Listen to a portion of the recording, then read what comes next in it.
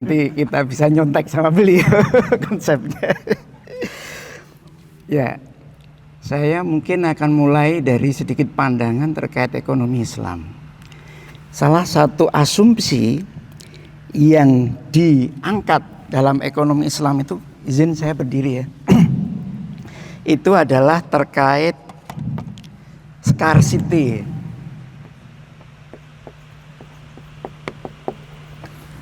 Bahwa sumber daya alam itu terbatas. Karena terbatasnya manusia harus berebut, harus bekerja keras untuk mendapatkan sumber daya itu. Karena adanya scarcity ini, kita jumpai mungkin sebagian dari benua, katakanlah mungkin di sebagian Afrika, mereka masih banyak yang menderita kelaparan.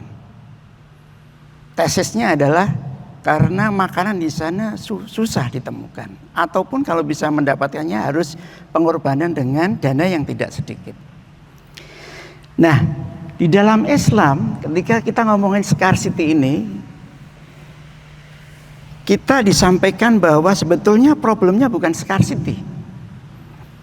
Allah telah menciptakan semuanya dalam kondisi yang cukup. Hanya ada sebagian dari manusia mungkin yang mengonsumsi sumber daya itu secara berlebihan.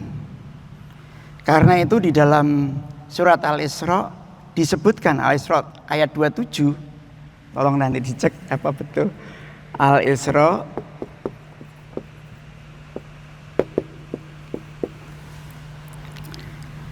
Innal mubadzirina kanu ikhwanas syayatin. Mereka yang berlebihan dalam mengonsumsi sumber daya itu bagian dari setan. Orang yang berlebihan menunjukkan bahwa sebetulnya sumber daya itu bisa dipakai oleh orang lain yang mungkin pada saat itu memerlukan, tetapi tidak pada saat itu mungkin tidak pada di tempat yang sama. Jadi pertama adalah problem bahwa scarcity itu kalau di dalam Islam pertama karena orang lebih menggunakan sumber daya dengan berlebih-lebihan. Problem yang kedua adalah yang menyulitkan terjadinya scarcity itu karena apa? Karena distribusi. Berdasarkan report World Bank, umat manusia di dunia ini itu memproduksi makanan itu cukup untuk 1,5 kali manusia yang ada di muka bumi. Jadi produksi makanan 1,5 kalinya jumlah manusia. Artinya tesis scarcity itu nggak ada sebetulnya. Yang ada adalah masalah distribusi. Dalam masalah distribusi inilah kita diberikan contoh yang sangat sederhana oleh Rasulullah SAW kaitannya ketika kita mengonsumsi makanan. Jadi beliau menyampaikan al-aklu lil wahid yakfi lil isnain. Makanan satu porsi ini itu bisa cukup untuk 2 orang. Wal aklu lil isnain yakfi lil arba. Makanan untuk 1 orang bisa untuk 2 orang bisa untuk 4 orang. Artinya ada secara tidak langsung Rasul minta supaya coba kamu lakukan sharing terhadap resource-mu itu yang lebih afdal, lebih mulia. Jadi itu yang pertama. Bahkan dalam hal yang sangat ekstrim, makanan 1 kuali bisa untuk 1 RT misalnya. Beliau memberikan pembelajaran melalui sebuah hadis yang mengatakan idza tobahta marokotan fa'akthir ma'aha. Kalau kalian masak, coba masak sop misalnya, itu yang kira-kira scarcity atau limited itu apa? Apakah wortelnya, apakah dagingnya atau ayamnya dan dagingnya, ya kan? Yang tidak scarcity apa Mas? Yang bisa kuahnya, airnya. Nah, dalam hal ini perintah Nabi adalah idza tobahta marokotan. Kalau kalian masak sop, fa'akthir ma'aha, perbanyaklah kuahnya. Jadi dengan jumlah daging yang sama, dengan jumlah wortel yang sama, kol yang sama, tetapi dengan ditambahin air akan bisa, kata Rasul, wa ta'ahad jirona, dan kemudian bagikanlah sop itu kepada tetanggamu, tetangga kiri kanan. Artinya bukan satu makanan untuk satu orang lagi, ini multiple user. Nah, dari sini kita bisa melihat bahwa problem tadi yang pertama berlebih-lebihan, kemudian problem distribusi, ini menjadi sentral yang secara langsung bisa kita kaitkan dengan konsep sustainability.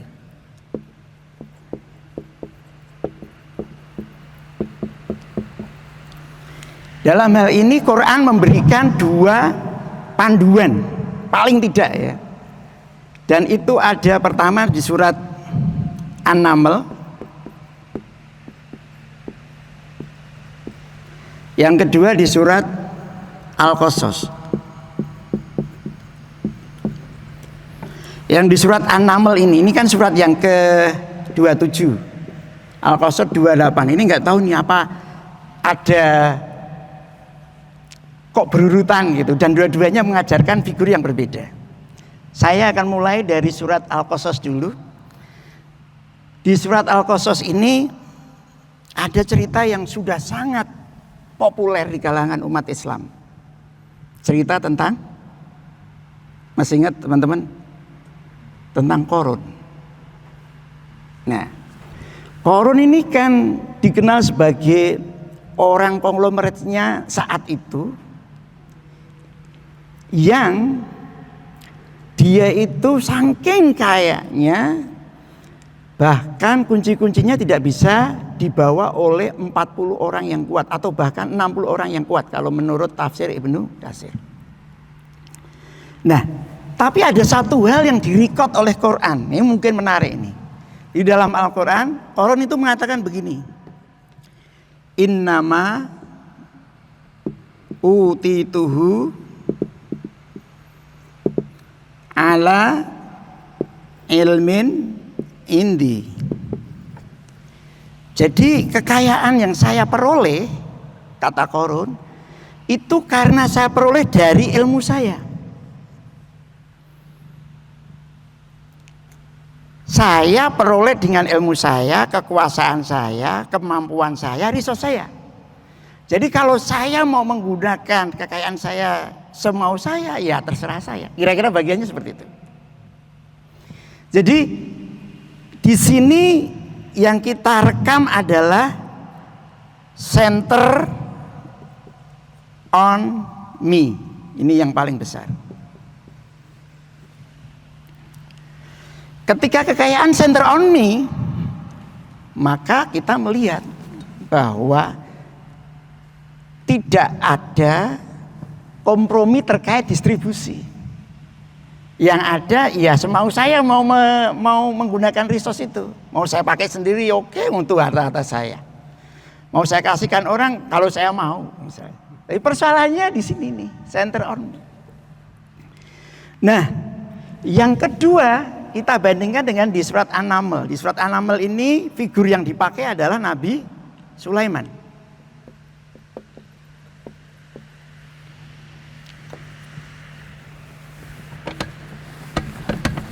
Wah, ini nggak bisa untuk nulis lagi nih.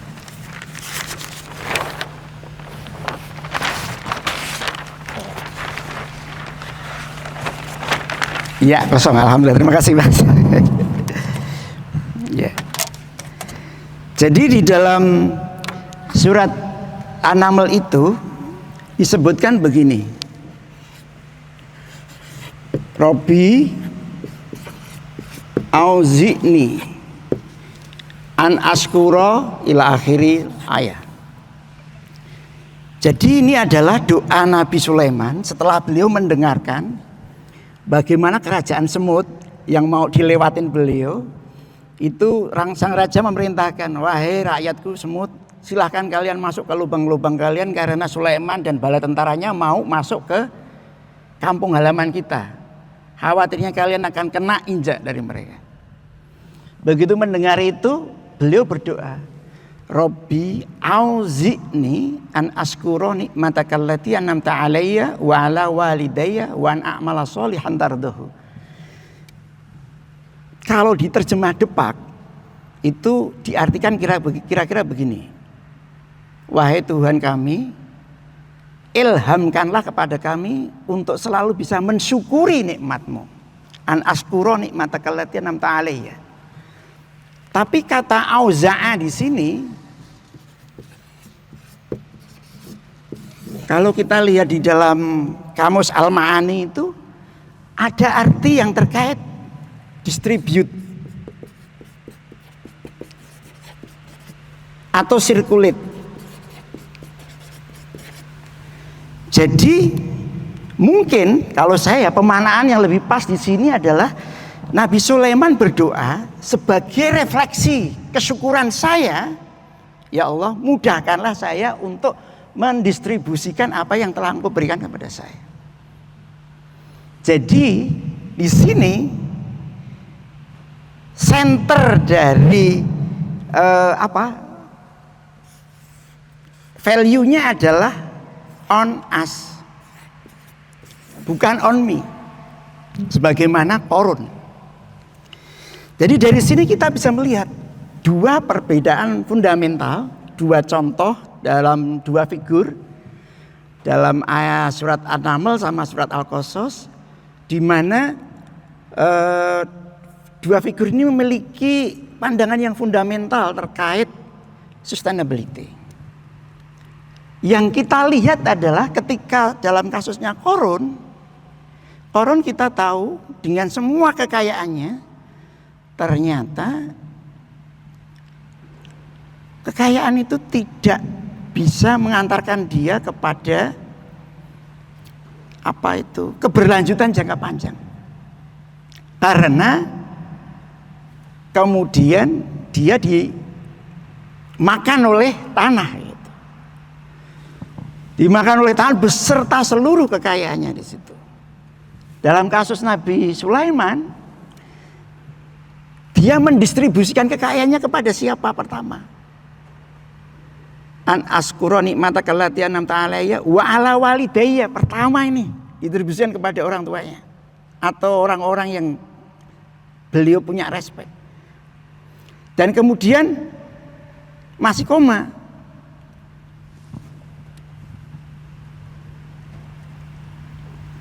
Wa an a'mala sholihan tardahu, dan saya perlu melakukan perbuatan baik kepada siapa? Kepada masyarakat.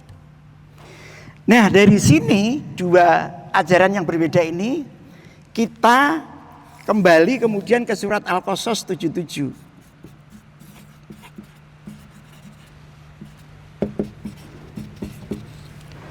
Jadi premisnya ada ayat yang mengatakan wabtaghi fima atakal darul akhirah wala tangsa nasibaka minad dunya.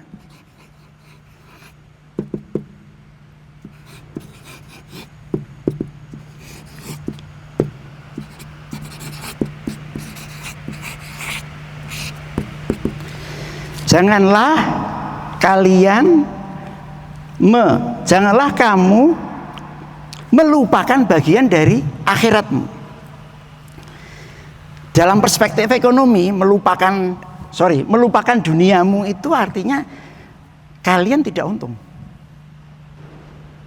Kenapa? Kalau punya usaha nggak untung. Kalau punya kinerja di kampus mungkin belum publish misalnya. Ini masuk ini nih. Wala tansa minad dunya.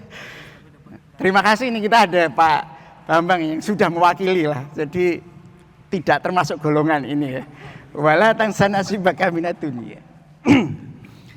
Jadi terus yang kedua apa? Wa ahsin kama ahsanallah.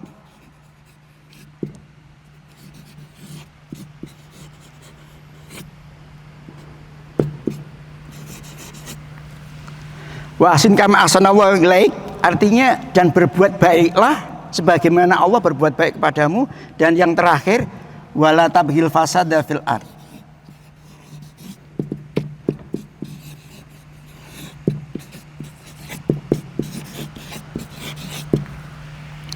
Jangan membuat kerusakan di muka bumi. Nah, kita ingin bawa hal ini kepada teori modern terkait sustainability. Elkington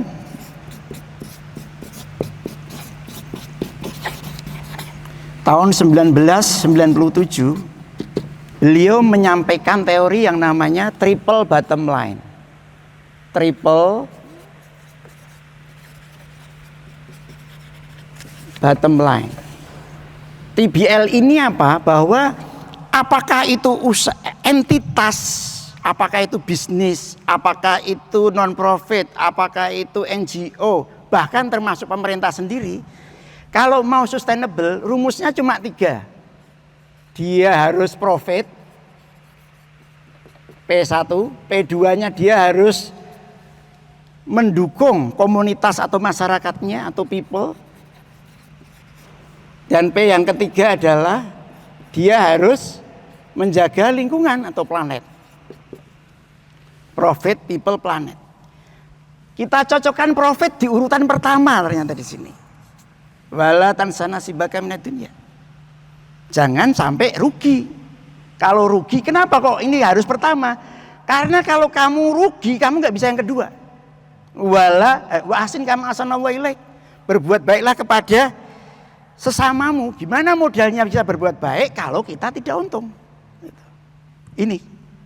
Jadi ini people masuk ke 2. Baru kemudian yang ketiga, wala tabghil fasada fil ard, jangan masuk membuat kerusakan di muka bumi. Jadi yang disampaikan Quran dalam surat Al-Qasas 77, 14 abad yang lalu, itu baru desain teorinya oleh Elkington tahun 1997. Namun ada satu hal yang mungkin terlewat karena Elkington mungkin belum pernah membaca Quran. Mungkin dia melakukan trial and error sampai menemu teori ini gitu. Di awal ayat ini disebutkan kata-kata wabtaghi fima atakawa darul akhirah.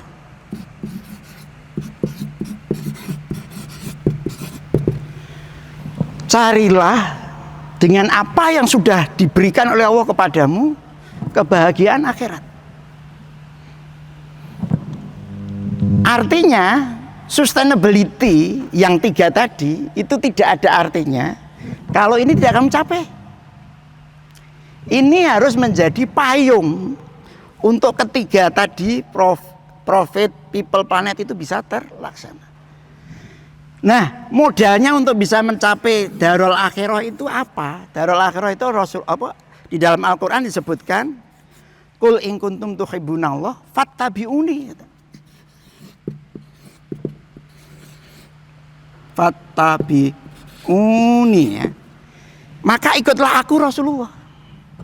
Artinya apa?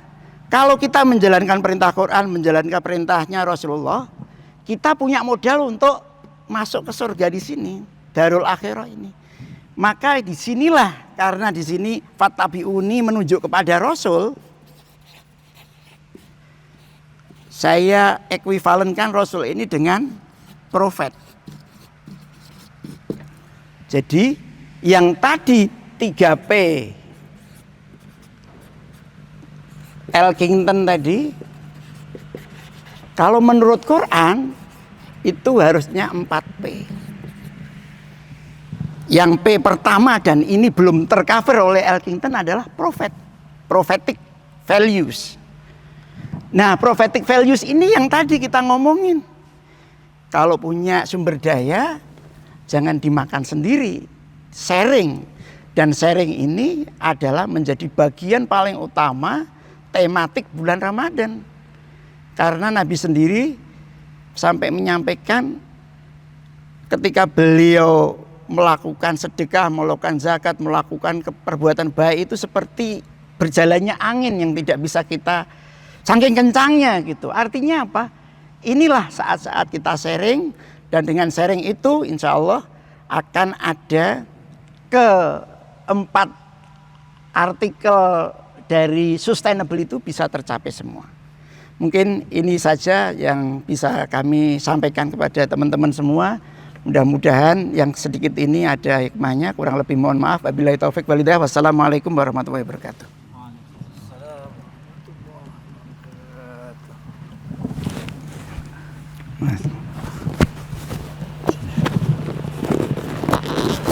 Siap.